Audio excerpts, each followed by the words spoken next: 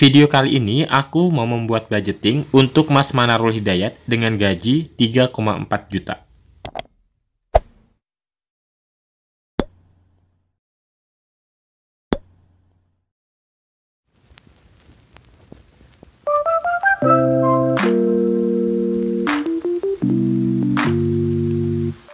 Gaji 3,4 juta ini diperuntukkan untuk membayar kos, kemudian biaya perlengkapan dan kebutuhan anak kembar usia 1 tahun, dan kebutuhan sehari-hari.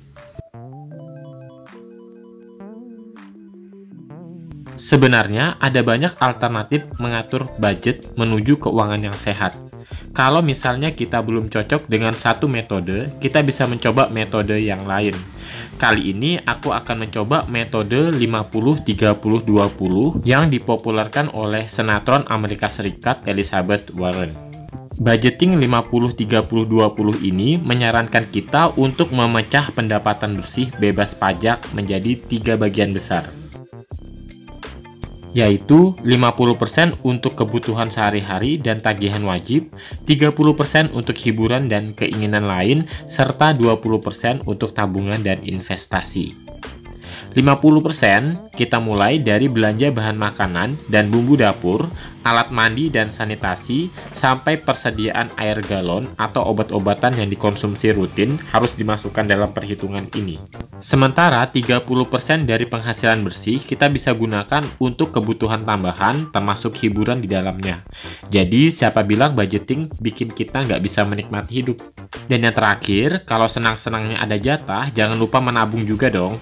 Metode 50-30-20 ini mengharuskan kita memisahkan 20% dari penghasilan buat disimpan, baik untuk dana darurat, hal besar yang bisa kita capai, dana pensiun, bahkan modal berinvestasi. Dari gaji Rp3.400.000 ini, aku bagi menjadi fixed expenses Rp1.700.000, kemudian untuk variable expenses 30% yaitu Rp1.020.000, dan untuk tabungan atau investasi 20% yaitu Rp680.000.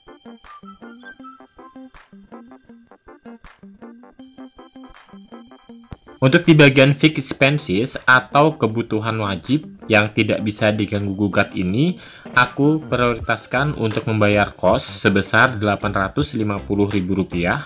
Kemudian yang kedua untuk biaya makan sebesar Rp600.000. Yang ketiga untuk listrik dan air Rp180.000. Ini jika listrik dan air tidak masuk dalam hitungan pembayaran kos bulanan tersebut. Nah, yang terakhir aku masukin aja nih tambahan untuk beli beras 70.000 kalau misalnya untuk biaya makannya itu kurang atau untuk tambahan membeli beras gitu. Untuk biaya makan, listrik, air, dan beras ini masih bisa diutak-atik ya, tergantung lokasi di mana kita tinggal. Nah, jika ada arisan, cicilan barang, dan lain-lain, ini bisa diatur kembali ya. Atau mengambil berapa persen dari tabungan untuk dimasukkan ke fixed expenses ini.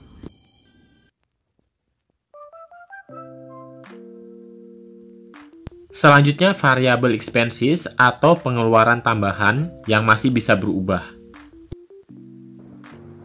Yang pertama, untuk belanja bulanan, misalnya untuk membeli gula, teh, sabun-sabunan, dan lain sebagainya, ini aku anggarkan Rp250.000.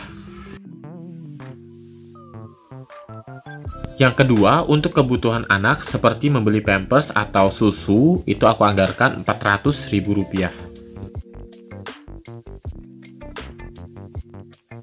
Yang ketiga, biaya transportasi jika memang dibutuhkan. Di sini aku anggarkan Rp200.000 untuk membeli bensin, misalnya kalau kita sudah memiliki sepeda motor, termasuk servis. Saran aku untuk servis motor seperti ganti oli, kita bisa ambil dari hasil utak-atik subsidi silang di pengeluaran tambahan ini. Dan yang terakhir, untuk pulsa atau membeli kuota internet sebesar Rp100.000.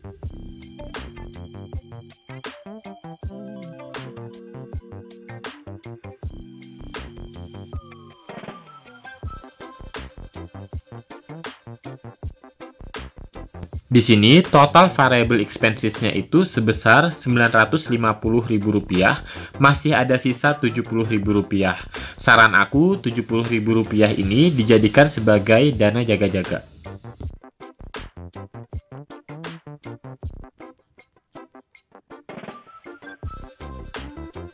Sebenarnya kalau kita menggunakan metode 50-30-20 ini, pada prinsipnya untuk penerapan di lapangan kita tidak harus menggunakan konsep ini secara fanatik ya. Maksudnya fanatik itu kalau misalnya 20% dari gaji itu untuk tabungan Rp680.000 untuk kali ini, maka bisa jadi kalau misalnya untuk fixed expenses dan variable expenses itu dananya terlihat kurang, maka kita bisa ambil sekitar 100.000 atau berapa nilainya untuk disubsidi silang, atau bisa kita tetapkan aja tabungan per bulannya itu Rp500.000. Selain metode 50-30-20, kita bisa juga mencoba metode 80-20 yang juga disebut sebagai prinsip Pareto. Metode ini merupakan strategi manajemen untuk membantu kita lebih fokus pada banyak hal penting yang harus diselesaikan. Metode ini pada prinsipnya sangat simpel, 80% digunakan untuk biaya hidup saat ini, yaitu pengeluaran bulanan atau harian.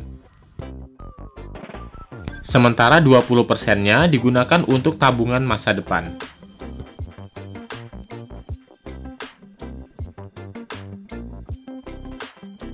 Sampai di sini video aku kali ini. Semoga video ini bisa bermanfaat dan membantu, terutama yang request kemarin. Sampai jumpa di video berikutnya. Bye!